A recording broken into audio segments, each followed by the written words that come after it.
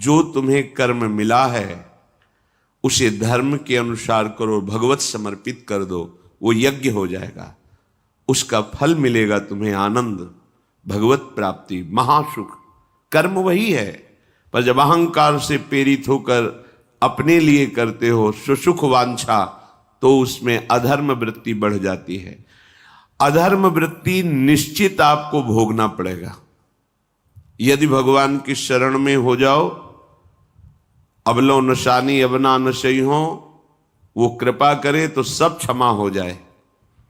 वो कह रहे हैं कि हम तो हम सर्वपापेभ्यो मोक्षयिष्यामि मा शुचा। नहीं तो आपका जो कर्म प्रकाशित नहीं हुआ है और आपने पाप कर्म किया वो गुप्त है, वो नष्ट नहीं हुआ, वो भयंकर रूप रख के तैयार है, अपने समय पे तुम्हें नष्ट कर देगा। एक 45-50 वर्ष की अवस्था के थे, अब उनको ज्ञान हुआ कि हमारे द्वारा बहुत अधर्म हुए हैं, अब सब छोड़ो, अब सत् कार्यों में लगो। तो उनके सामने एक स्वर्णकार का मकान था। वो बहुत ही कपटपूर्ण व्यवहार करता था, भोले भाले लोगों को असली स्वर्ण लेकर के केवल स्वर्ण का लेप करके अलंकार बेचता। अगर कोई जानता तो कुछ राज कर्मचारियों को अपने ले दे के अधीन किए हुए था और उसको कुछ नहीं होता। तो जो राज कर्मचारी उसके रहस्य को जानते थे वो रात में ड्यूटी देते थे। उन लोगों ने सोचा कि इतना धन इसने इकट्ठा किया है, अगर हम इसको मार देते हैं और इसका स्वर्ण ले लेते हैं तो कोई रिपोर्ट करने वाला भी नहीं होगा और हम बहुत धनी हो जाएंगे। अधर्माचरण करने वाला कभी सुखी नहीं हो सकता। स्वर्णकार अधर्म आचरण कर रहा था तो उसके अधर्म आचरण में सम्मिलित होने वाले राज कर्मचारियों ने उसे मार दिया, उसका स्वर्ण ले लिया, धन ले लिया और उसे एक बॉक्स में बंद करके वो निकल ही रहे थे कि वो जो धर्म पे चलना ठाना था उन्होंने देख लिया। बाहर निकले, उनका ये क्या है, अब वो तो फंस गए क्योंकि बॉक्स में उसकी लाश थी और सब बैग झोला में स्वर्णाभूषण धन था।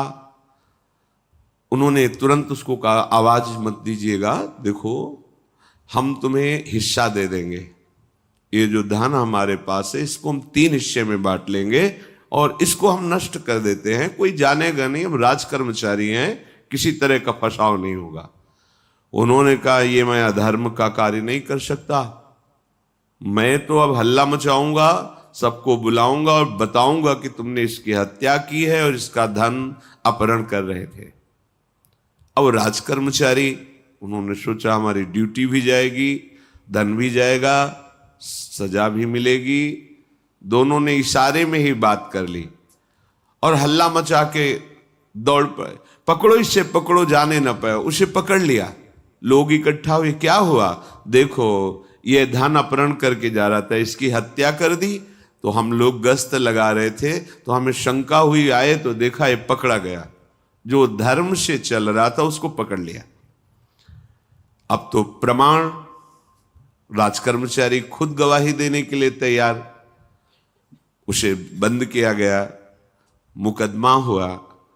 वो बार बार जज के सामने यही कहता था, जिसकी कसम खवाओ हम कसम खा लेते हैं, हमने बिल्कुल ये कार्य नहीं किया, ये लोग ये कार्य कर रहे थे, हमने इनको रोका तो इन्होंने मुझे साझेदारी के लिए, पर मैंने वो स्वीकार नहीं किया तो फिर इन्होंने ऐसा किया। पर उसकी कौन बात माने, राजकर्मचारी गवाही।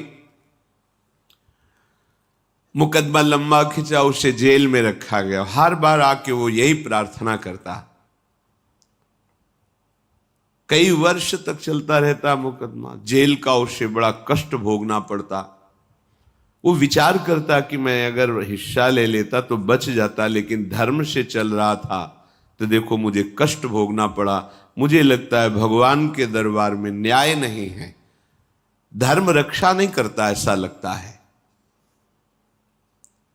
एक दिन आया और रो करके यही बात कही जज के सामने कि मुझे लगता है भगवान नहीं है। क्योंकि मैं बार बार सत्य को साक्षी करके कहता हूं कि मैंने ये कर्म नहीं किया और मुझे दंड दिया जा रहा है, मुझे क्लेश दिया जा रहा है धर्म से चलने के कारण। अगर मैं सम्मिलित हो जाता तो मुझे तीसरा हिस्सा मिलता और बिल्कुल बात शांत होती। ये क्या धर्म है, कहां भगवान है? जज ने इस पर गौर किया। कई वर्ष वो जेल भोगता रहा, मुकदमा चलता रहा। तब जज ने गौर किया कि बार बार ये कहता है इसकी जांच की जाए, तो हत्याकांड होते ही रहते हैं। एक शव आया वहां, जज ने मंगवाया था, जो पोस्टमार्टम के लिए जाता मंगवाया और कहा देखो इसका कोई नहीं है, अंतिम संस्कार के लिए अपने ही लोगों को जाना है। तो 2 कर्मचारी जो थे सरकारी, जो स्वर्ण चोरी में सम्मिलित थे, उनको और उसको कहा कि बस तुम थोड़ी देर नदी के किनारे बैठे रहना, हम और लोगों को लेकर के आते हैं। और एक आदमी को छुपा के बैठा लिया और राज कर्मचारी नदी के किनारे शव को लेकर बैठे। उसको देखा जिसको बहुत कष्ट दिया जा रहा था, सारा आरोप उसके ऊपर था, जो धर्म से चल रहा था।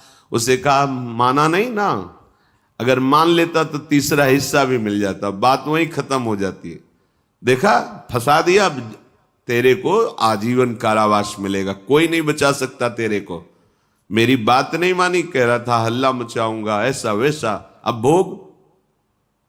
तो जज के द्वारा जो एकांत में बैठाला हुआ आदमी था, उसने पूरी बात सुनी। इसीलिए नाटक रचा गया था। तीनों को बुलाया और कहा तुम निर्दोष हो उस धर्मात्मा से। स्वयं इनकी आवाज से हमने सुना, ये कह रहे थे जो तुम बात कह रहे थे। तो उसने कहा कि ये तो ठीक है, अब निर्णय ठीक कर दिया, लेकिन अब कई वर्षों से मैं दंड भोग रहा था, ये कौन सा न्याय है? किस अपराध के कारण? मैं तो धर्म से चल रहा था, इसमें किंचन मात्र मेरा कोई अपराध नहीं था। फिर कई वर्ष से मैं सजा क्यों भोग रहा था? बार बार प्रताड़ना, नाना प्रकार के कष्ट क्यों भोगा मैं? जज ने कहा तुम हृदय को साक्षी करके बताओ, क्या कोई ऐसा अपराध किया है जिसका प्रकाश ना हुआ हो और तुम्हें दंड ना मिला हो? हम अब उसका कोई दंड थोड़ी तुम्हें देंगे, लेकिन तुम्हारे अंदर जो भगवान के प्रति आरोप है उसका निराकरण हो जाएगा। उसने कहा हाँ, यौवन अवस्था में मैंने किसी स्त्री को ऐसा ऐसा, और वो विरोध करने पर भी उसे मार दिया और आज तक बात कोई प्रकाशित नहीं हुई। तो बोले फिर भगवान को क्यों दोष देते हो? वो कर्म तुम्हारा दंड अगर मिल जाता तो नष्ट हो जाता, वो कर्म सुरक्षित है। उसी कर्म ने तुम्हें यहां अधर्म ना होने पर भी फंसाया और देखो तुम्हें भोगना पड़ा। तो निश्चित समझो, यदि आप अधर्म के द्वारा कोई भी सुख साधन करेंगे तो आप नष्ट होंगे। अधर्म के द्वारा आप धन आदि छीनना चाहेंगे तो आप नष्ट होंगे। अधर्म कर दिया है और उसका प्रायश्चित नहीं हुआ तो वो कर्म सुरक्षित है। ऐसी जगह फंसाएगा जहां 100% आपने कोई अपराध नहीं किया पर आपको उसका दंड भोगना पड़ेगा। फिर आपको लगेगा कि न्याय में अन्याय हो रहा है, कोई भगवान नहीं है। देखो मैंने बिल्कुल कसम खा के कहता हूं पाप नहीं किया, पर ये पाप का जो आरोप लगा वो पूर्व पाप आकर के तुम्हें दंडित कर रहा है। अब इस कर्म विधान को ये बहिर्मुख लोग क्या जानते हैं? तभी कहते हैं अरे कहां भगवान, कैसे भगवान? आज तुम धर्म से चल रहे हो, लेकिन कल तुमने जो कर्म किया तो तुम शरणागत होकर भजन के द्वारा उसको नष्ट नहीं किया ना, तो वो सुरक्षित है। अवश्य में भोक्तव्यम कृतम कर्म शुभाशुभम। इसलिए श्री भगवान आदेश कर रहे हैं यज्ञार्थात कर्मणोन्यत्र लोकोयम कर्म बंधनहा तदर्थम कर्म कौन्ते मुक्त संगहा समाचर। मुक्त हो जाओगे, न काम तुम्हें अधीन कर पाएगा, न पाप अधीन कर पाएगा, परमानंद में डूब जाओगे। केवल प्रभु के लिए कर्म करो। ये अगरबत्ती, धूप बत्ती, आरती, पूजा प्रभु को अपना नहीं माना तो ये थोड़ा शुभ कर्म बन गया, बस ये तुम्हारा प्रायश्चित नहीं होगा। जो तुमने अधर्माचरण के अगरबत्ती धूपबत्ती से खत्म होने वाले नहीं हैं, उनके लिए तुम्हें नाम जप करना पड़ेगा, नाम कीर्तन करना पड़ेगा। नाम कीर्तनम यस्य सर्व पाप प्रणाशनम, समस्त पापों का नाश करने में समर्थ है। राधा राधा राधा, कृष्ण कृष्ण कृष्ण, गोविंद गोविंद गोविंद।